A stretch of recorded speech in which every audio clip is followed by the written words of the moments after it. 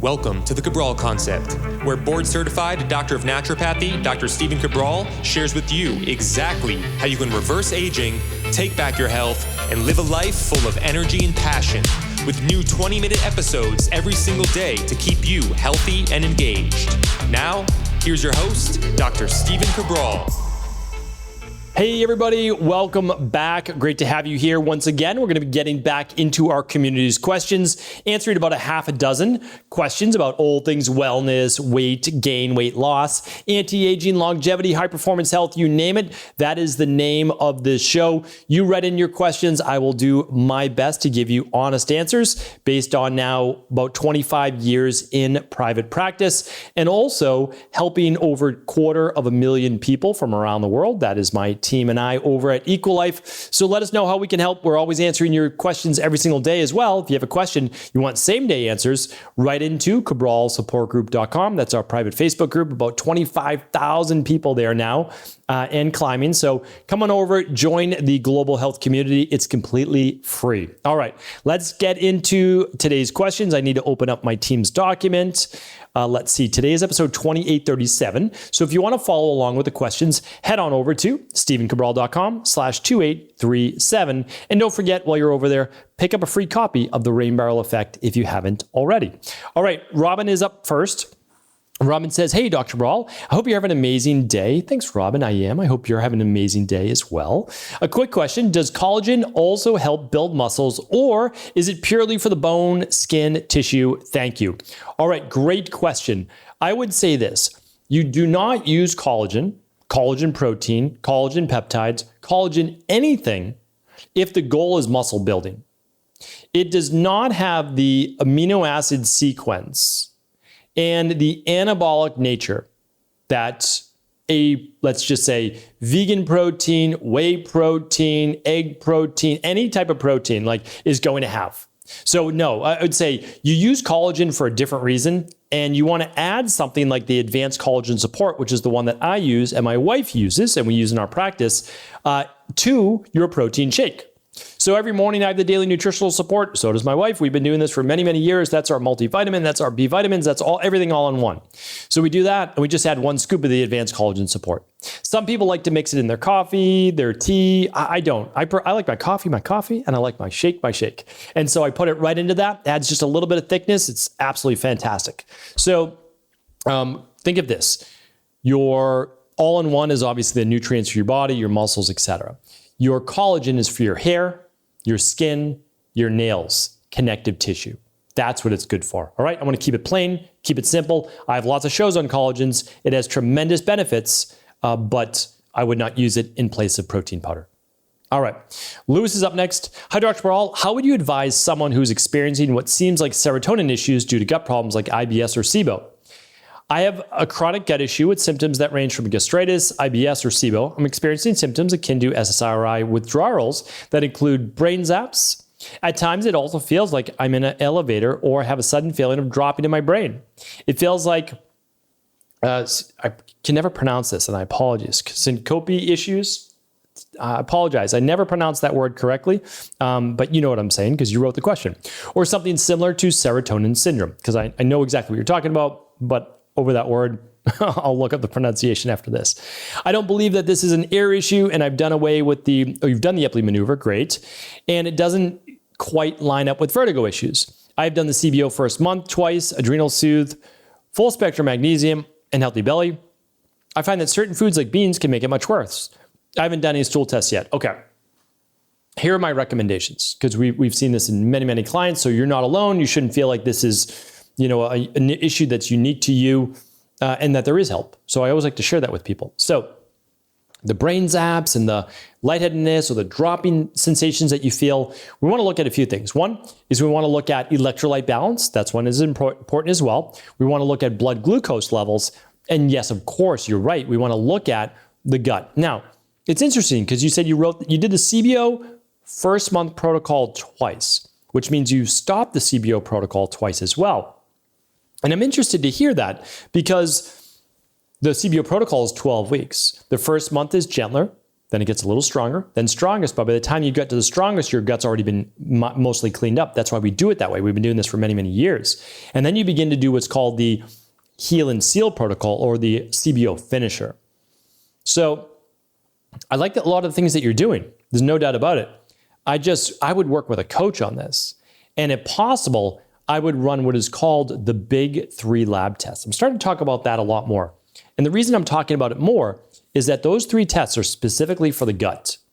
They are the bacteria and parasite stool test, they're the Candida metabolic and vitamins test, and they are the IgG food sensitivity test. So one of the reasons why this is important is that we need to know what we're up against.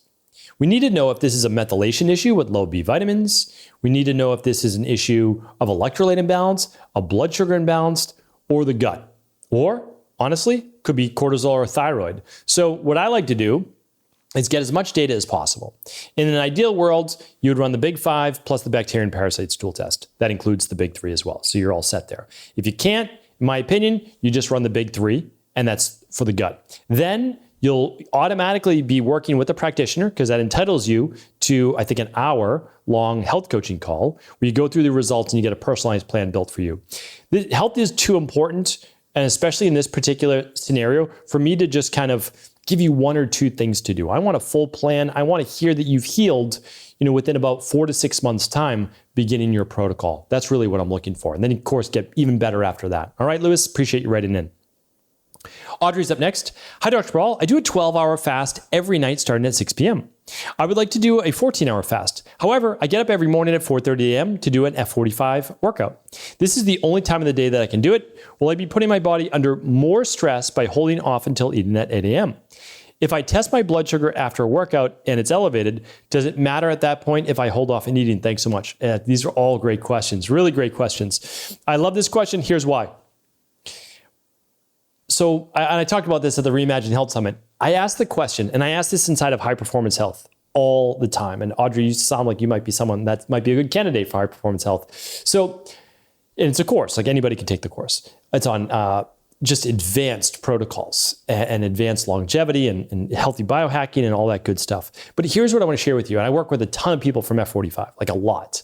And because they're just, they get after it. That's what I say to them. It's like, you're just someone that just kind of gets after it. So you want to do 14 hours, but you have to ask the question. Here's the question. I want to give it to you. It's, what am I trying to optimize for? Why do you want to do 14 hours? What's magical about 14 hours? Why do you want the 2 more? That's what I ask people first. Now, if you say, well, I want to get into a deeper level of autophagy, totally get it. And I understand that's a valid reason. And that's valid. There's nothing wrong with saying that. So what we could do is this. We could say that we're going to run before and after lab tests. So we're going to look at your blood sugar, like you just talked about, and maybe even your cortisol before the workout and after the workout. Because like you just said, if you run your blood sugar after the workout and it's already elevated, well, you can blunt that with a smoothie or shake during the workout if you want. Recover faster, because that I just did a podcast on how to recover faster using that. And it may all be a moot point. And so you're also working out every day at 4:30 a.m. I actually think that may be the issue, right? You might be better off, even if you love your workouts, Monday, Tuesday, Thursday, Friday, and then Wednesday, Saturday, and Sunday are off. And so then on those Wednesday, Saturday, and Sunday, now you can do 14 hours, probably no problem. So I would start to look at each day as its uniqueness and what's required, and then start to take it from there. But I can tell you know what you're doing, and keep listening to the intermittent fasting podcast that I put out, and I think you'll be able to fine tune it for you. And then of course, High Performance Health is always there for you as well. All right, thanks for writing in. But I'm telling you right now, that stress, mood, and metabolism test for anybody, and I'm assuming, Audrey, that you're not looking to lose weight, you're looking to maintain, you're just looking for performance, all that's phenomenal. The stress, mood, and metabolism test will actually tell you how your thyroid and adrenals are doing. All right, and you can find that at stevencabral.com/labs. All right, Karen's up next. I was able to treat a candida infection by using a combination of your SIBO protocol, homemade kefir, and other fermented foods, and a low-sugar diet. I want to do whatever I can to avoid candida repopulation, and recently read about opening a capsule of Saccharomyces boulardii into a jar of no-sugar added juice. allowing it to ferment for 36 hours, and then ingesting 1 ounce 3 times a day. The theory being that you get a much higher population of Saccharomyces boulardii than you do in just capsule form. This definitely results in a juice that has a slight taste of alcohol. My question is whether you think the benefits of this population of Saccharomyces boulardii offset the potential downsides of ingesting sugar and alcohol from 2 to 3 ounces of juice a day. Okay, Karen, great question. First, I always have to give you the disclaimer now. I can't provide you with any medical advice, medical treatment plans, medical cures, or medical diagnosis of any type. I'm glad to hear that you got the results you wanted to with your SIBO protocol, plus your fermented foods. The SIBO protocol, as you know, includes Saccharomyces boulardii.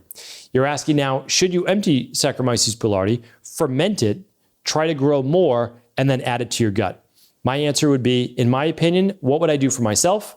What would I do for my own 2 children, for my wife, my parents, and my private practice? The answer is no. 2 reasons. 1, I don't know that you want or need a higher level of Saccharomyces boulardii. If your gut is healed and you're doing well, keep on keeping on, most likely using the daily probiotic support a day, or simply use the clean gut probiotic support every day, which includes the Saccharomyces boulardii. Second, Saccharomyces boulardii is a transient, non-pathogenic yeast. That means that you would probably have to do this for the rest of your life, because Saccharomyces boulardii, from the literature that I've seen, only hangs around in your gut for about a week or 2. And then after that, it moves on, which is all it needs to do, because you want to populate the healthier forms of Candida in the gut, not necessarily Saccharomyces boulardii.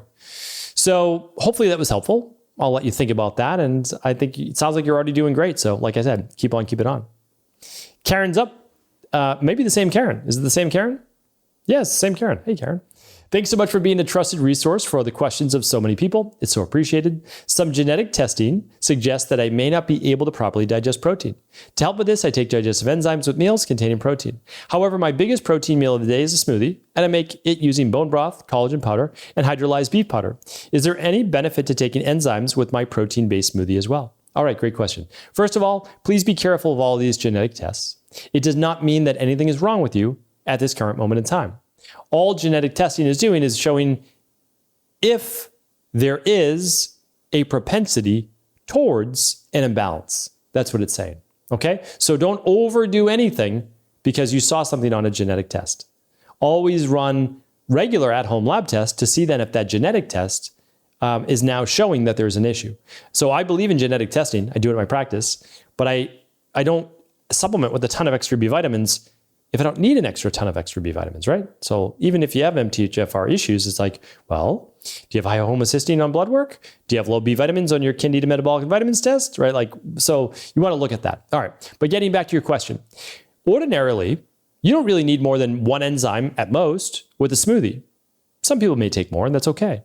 However, with a beef protein, collagen powder, and bone broth, yes, I actually do think it makes sense to use the daily digestive enzyme or a similar one with that smoothie, because those are harder to break down than, let's just say, a pea protein, a whey protein, etc. Doesn't mean they're bad, not saying that at all. Just saying that they're just stronger items to break down. All right, they have stronger amino acids. So yes, nothing wrong with that at all. All right, Anonymous is up next. Thank you for all you do. My friend's 6-year-old daughter has developed some kind of pinkish red rash around her eyes over the last 12 to 18 months. They did the OAT test around that time, but it did not indicate Candida and or any other gut imbalances. However, do suspect it's related to the gut due to occasional constipation, tummy upset, and linked to the skin. The issue never really goes away, but it does get more red and aggravated in the heat and when she's active. Another functional medicine doctor thought it might be eczema. Have tried creams, but no permanent relief. Doesn't itch her or bother her. Have also tried cortisone, and it seems to help slightly. Any thoughts? Okay, so Anonymous, whoever you are, I tend to lean in your direction. I tend to absolutely lean in your direction. We oftentimes don't see as much on the Candida metabolic and vitamins test as we would like to with children that have stronger gut walls. There's not as much permeability. It can actually be inside of the gut wall, not moving in the blood, not actually then getting into the urine. So if this was my daughter, again, I can't give you any medical advice. If this was my daughter, I would be doing the children's SIBO protocol, the children's SIBO finisher. I would also be doing the IgG food test, and I'd be eliminating the food she's sensitive to. That's exactly what I would do. And if she couldn't run any more testing, I'd be eliminating dairy, gluten, eggs, soy, and some nuts. Like I'd eliminate things that I know that a lot of people are sensitive to. Doesn't mean they're bad foods. Again, you can add them back in the future. Eczema is almost always a food sensitivity. I don't know that that's what this is. But a red rash in the eye, I've seen it not 1,000,000 times. That would be an exaggeration. I've seen it maybe 1,000 times. And almost always linked back to the gut, especially in children. Almost always. So yes, that is what I would do. Zinc is needed. Vitamin D is usually needed. Magnesium is usually needed. Children's SIBO protocol, children's SIBO finisher, elimination diet. So work with a practitioner. Highly recommend a level 2 IHP. And that's where I would do. All right. Thank you so much, everybody, for writing in. I appreciate your time as always. I'll be back tomorrow with a brand new Mindset and Motivation Monday. Have an amazing start to the week. Before you go, I wanted to ask you this question.